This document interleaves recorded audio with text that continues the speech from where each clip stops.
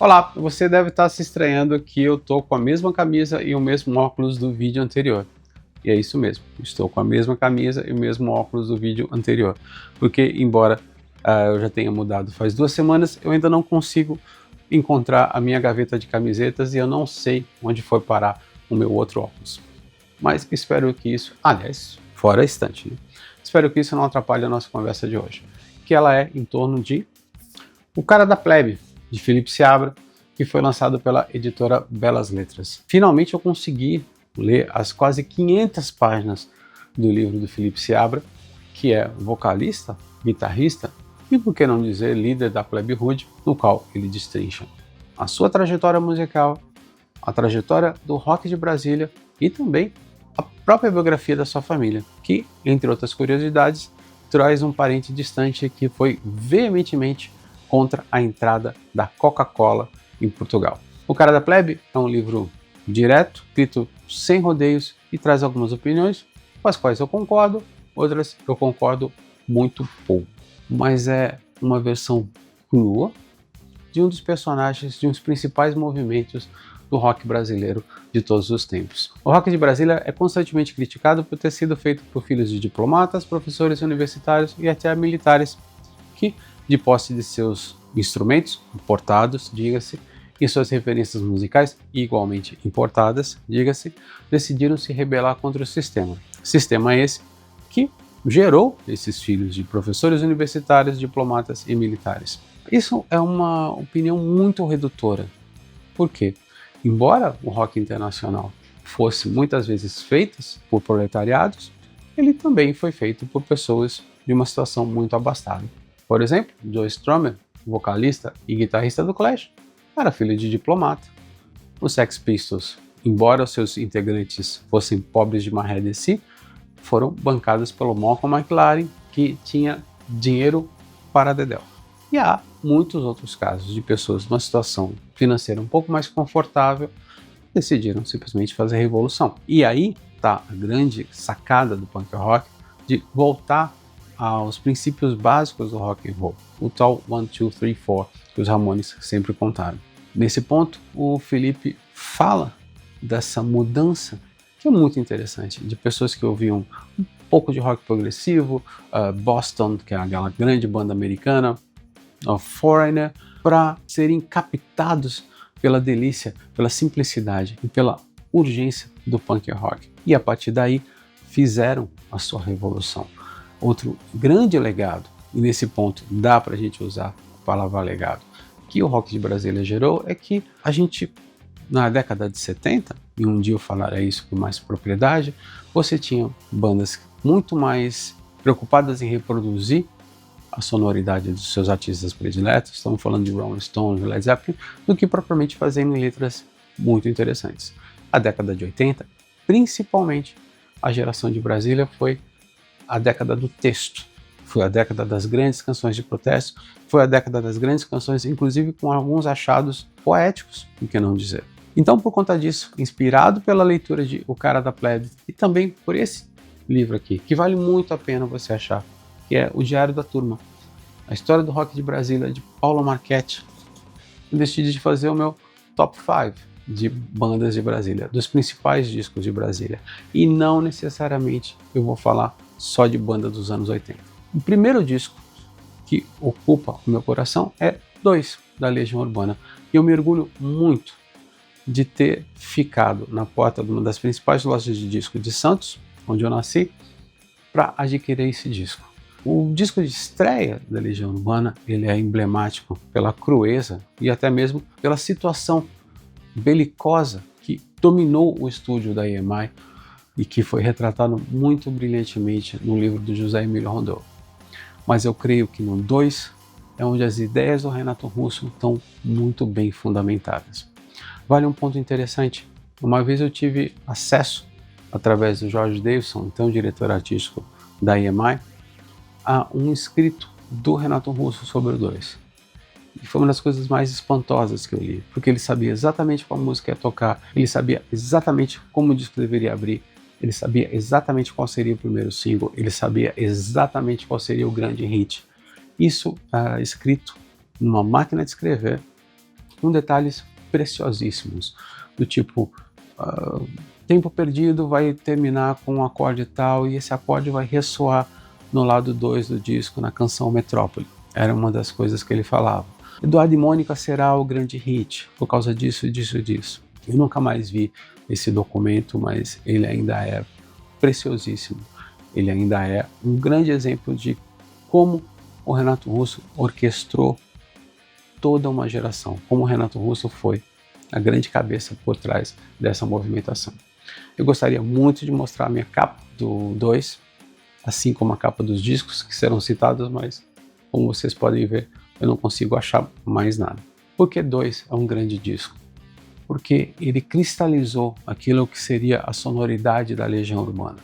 Ele marcou a união definitiva do grupo com o produtor Mayton Bahia, e no qual eles se permitiram a fazer um pouco mais de experiências sonoras. Se você tem uma grande canção como Daniel na Cova dos Leões, que para quem não sabe fala sobre sexo oral masculino, ou uma relação sexual entre dois homens, você tem a doçura de Eduardo e Mônica. Você tem um blues, como é o Música Urbana 2, você tem Metrópole, que é uma canção que remonta ao período de punk rock da Legião, ou melhor dizendo, do Aborto Elétrico, que gerou a Legião Urbana. E você tem, para mim, duas das baladas mais dolorosas que o Renato já fez, que é Acrílico Concavas, não é exatamente uma balada, mas é uma canção de amor sobre um romance que não deu certo, e Andréa Doria. Por isso que de todos os discos da Legião, esse 2 ocupa um lugar especial na minha coleção.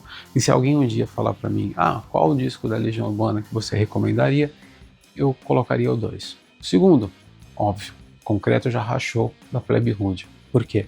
A produção do Herbert Viana é belíssima e a Plebe Rude tinha essa coisa do punk melódico no qual eles desempenhavam muito bem. E as músicas, embora tivessem uma profundidade do punk rock e principalmente do pós-punk inglês ali na segunda metade dos anos 70, você tinha algo que também era bem típico das influências musicais do Philip Seabra, que era muito fã das bandas de rock de arena americanas dos anos 1970. Concreto Já Rachou é um EP, e ali estão concentradas algumas das canções mais fortes do repertório da Plebe Rude. Começa com Até Quando Esperar, que ganhou uma introdução de violoncelo do Jacques Morelenbaum, como também ganhou um solo maravilhoso ali no meio da canção. Outras músicas são igualmente fantásticas, como Minha Renda, no qual eles brincam que para ganhar muita grana eles tinham que mudar o nome para Herbert Viana, e o próprio Herbert Viana, produtor do disco, canta essa frase. Ou uma das minhas prediletas, que é Brasília. Nesse ponto, para mim, o que eu mais admiro na Plebe Rude, e que infelizmente não será mais possível admirar, que é o contraponto vocal entre o agudo do Philip Seabra com aquela inflexão mais dura, mais árida do Jean de Bilafra, conhecido como Ameba. Brasília é um grande exemplo disso, assim como Johnny Vai à Guerra. E Proteção, Proteção até hoje, toda vez que se fala em interferência do Estado, toda vez que se fala sobre algum tipo de ameaça de repressão, eu lembro das letras dessa canção. Principalmente, sou uma minoria, mas pelo menos falo o que eu quero, apesar da repressão. Então, o Concreto Já Rachou, da Plebe Rude, para mim está em segundo lugar entre os meus discos prediletos. Terceiro disco, e dificílimo de ser encontrado, nunca ganhou uma edição em CD, tão pouco aparece nos streamings, talvez no YouTube, chama-se Rumores. Rumores é uma coletânea sobre o novo rock de Brasília, apresentada pelo Escola de Escândalo, pelo Detrito Federal, pelo Elite Sofisticada e pelo Finis África. Dessas, as minhas prediletas sempre foram Detrito Federal, com seu grande vocalista, o Podrão, e que cantava músicas como Desempregado e Fim de Semana. Sensacional. Cru, direto e absolutamente fantástico. Era de uma crueza, de uma produção tosca, mas extremamente furiosa, que me pegou desde o início. E o Escola de Escândalos, apresentado principalmente pela vocalista Marielle Loyola, e pelo guitarrista Feijão, que era um grande fã de heavy metal, que era um sujeito que morreu precocemente, foi preso de maneira injusta, inclusive isso afetou muito a sua vida, mas que fazia uma música de grande apelo. Dessa coletânea você tem Luzes, que a Plebe Rude chega a tocar em algum dos seus shows, acho que chegou a gravar, se eu não me engano, e a minha predileta, que era Complexos, que tem um solo rasgante do Feijão, aquele solo que você não sabe de onde sai, realmente vai dominando todo o disco.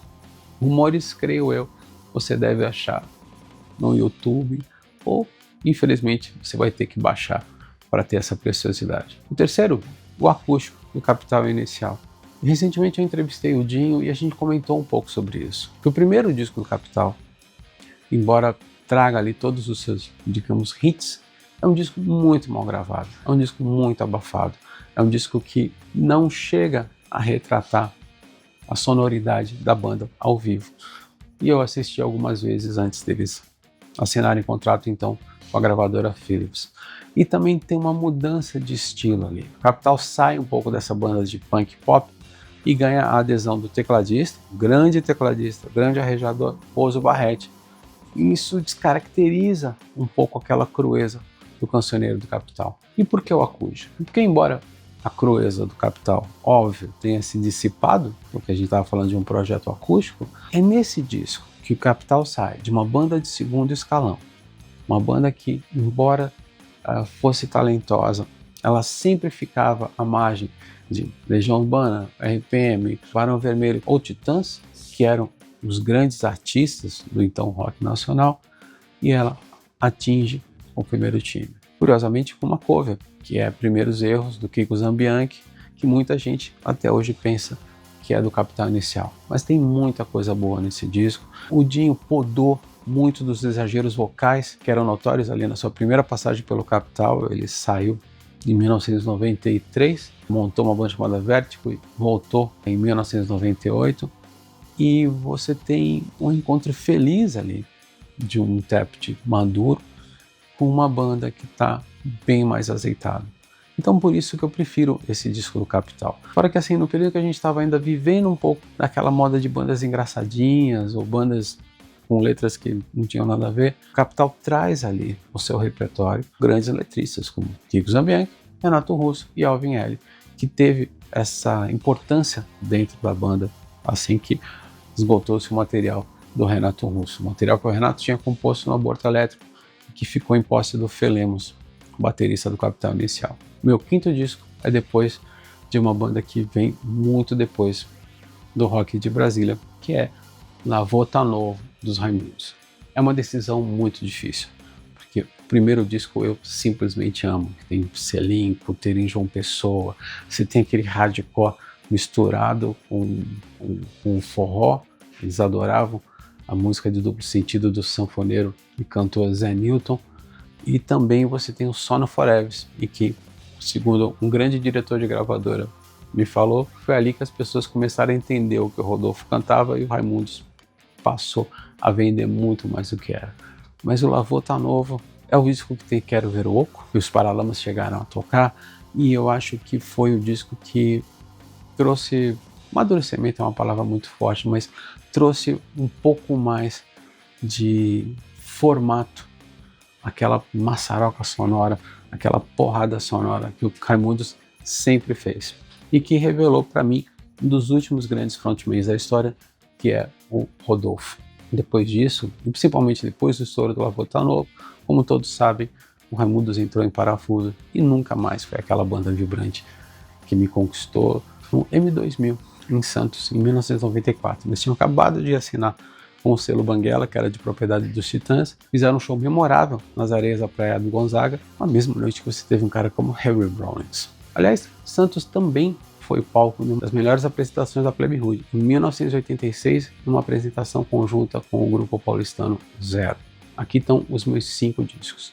E vale uma menção honrosa, Cinema Mudo, do Paralamas do Sucesso, que é a primeira gravação de uma canção do Renato Russo, que é Química, canção que gerou a sua saída do Aborto Elétrico, O Felemos não gostava de química e eles discutiram sobre isso. Essa discussão acabou terminando com uma baqueta sendo disparada em direção ao Renato Russo, e daí o Aborto Elétrico virou Capital Inicial e Legião Urbana.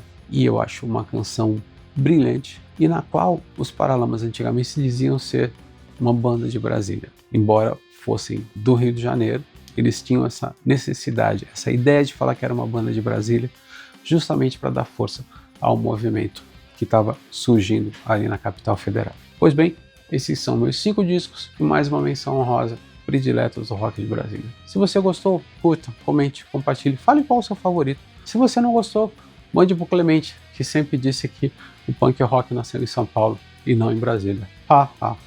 Ative o sininho para notificações e fica ligado que daqui a pouco a gente fala mais sobre música. Até lá!